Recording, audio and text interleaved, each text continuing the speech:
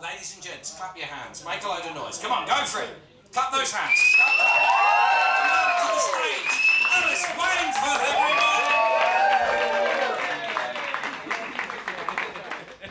Okay, well, you did so well, and I'm going to flush it up. Okay, as Sam said, my name is Ellis Waynforth. I'm in film school. I hated my name growing up because I thought it made me sound super posh. But don't worry, I only went to private for secondary school, so I spent the first half of my life roughing it. It's not all sunshine and rainbows though. My cat actually recently died. He was hit by a car, run over by my mum's Tesla, moving out the way for the Land Rover. As you can also see, can you? I'm quite short. It's not usually a problem, but the other day I went to the toilet and it was on a step, so when I sat down, my legs dangled like a toddler. It was the second most emasculating thing in my life, second to being born a girl. I'm transgender. I think it makes me a great feminist. You know, I went undercover for 14 years. Being on the inside. I've tried to be inside women since, but it's been much less successful. I've been single pretty much all my life.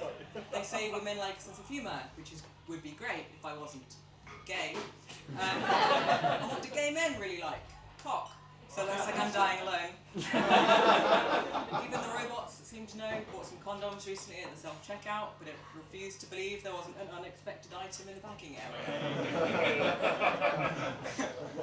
My parents were always very chill about sex growing up. My mum always used to describe an orgasm like a roller coaster ride. I never really understood what she meant until I lost my virginity and had to wait way too long for the whole thing to last less than a minute. I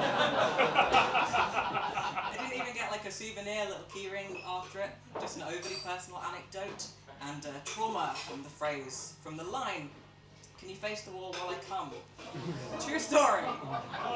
Yeah, I know. Like I said, I'm pretty new to comedy. They say to never punch down during comedy, but I'm 5'5", so I doubt that would be a problem. The only time I ever punched down was when I was babysitting my little cousin and he asked what a CD was. Not ready to feel that old yet. I'm doing great. Anyway. It doesn't help that my brother is quite tall. He's about 6 foot and played every sport under the sun. But it's okay, because while he'll have a girlfriend, successful career, and a pension, I'll have 4 cats and an IMDb page. Sometimes it pays to be the funny one. Well, not in money or respect from my parents. I drink a lot of coffee, because I'm a student, bad with money, and coffee is cheaper than cocaine. But I also have ADHD, so I drink the coffee when I'm going to work, get myself ready. It doesn't always help though, just means I'm sort of tired at speed and with a headache. I also often don't end up doing the work.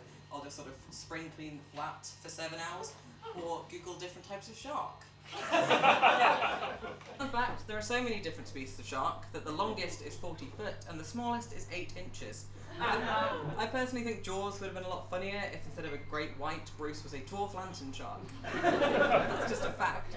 I don't know if I can blame the ADHD though on my Year 9 Spanish exam. Yeah, I got 0.5% in that exam, 0.5% in a Spanish writing exam, because the question was, talk about your family, and the only word I could remember was the word for sister.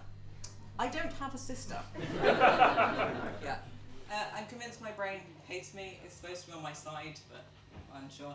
I think it's how much alcohol I drank as a teenager, but it also made me depressed, so who's really to blame? But I used to work at a bar.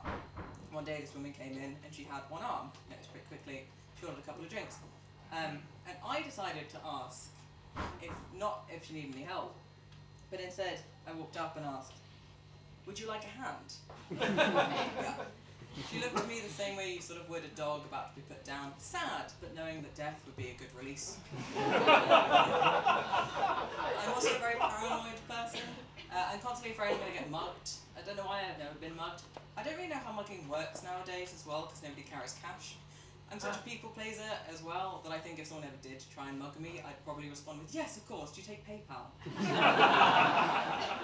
It doesn't help as well that I've just recently moved to London from a very small town.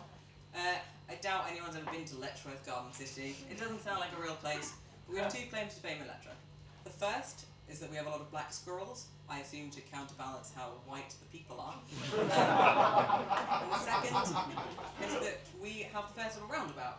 It's as boring as it sounds, and became a lot more disappointing when I found out it wasn't magic, like in the documentary I watched as a kid.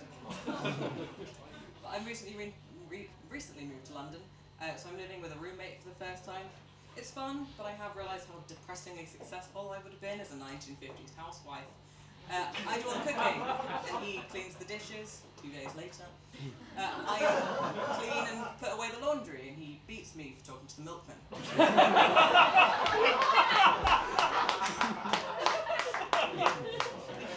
I've also realised a lot earlier than I thought that I'm just turning into my mother. My insistence on sort of coasters and washing sandwich bags is just a bit much right now. I'll have to stop soon though, or else I'll have to start shagging my dad. And we can't prove Freud right.